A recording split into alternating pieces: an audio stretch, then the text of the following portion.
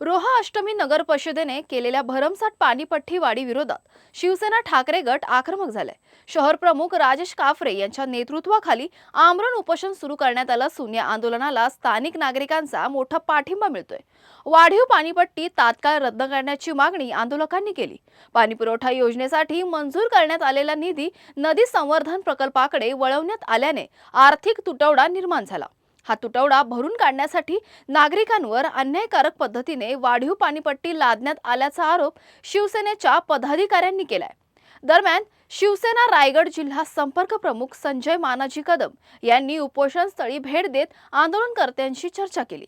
हा प्रश्न वरिष्ठ पातळीवर मांडून नागरिकांना न्याय मिळवून देण्यासाठी प्रयत्न करणार असल्याचं आश्वासन त्यांनी दिलं।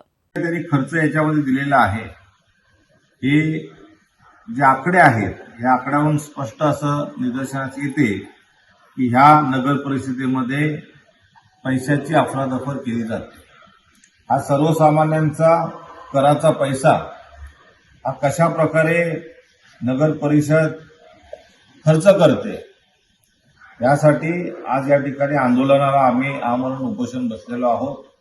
नक्कीच हा विषय उद्या आम्ही विधान भवनापर्यंत घेऊन जाण्याचा प्रयत्न आम्ही करणार आहोत आणि हे सर्व रोहेकरांना या आंदोलनामध्ये सहभागी होण्याकरिता मी आपल्या माध्यमातून विनंती करतो की हा ज्वलंत विषय आहे।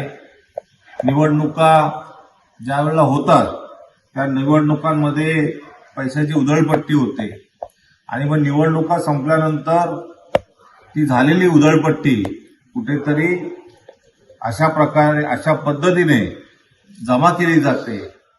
पाणीपट्टी वाढीचा निर्णय मागे घेतला जातो का आणि नगर परिषदेकडून यावर काय भूमिका घेतली जाते याकडे आता रोहा अष्टमीतील नागरिकांचं लक्ष लागलं आहे। अशाच महत्त्वाच्या बातम्या बघण्यासाठी पाहत रहा आवाज इंडिया मराठी शोध सत्याचा।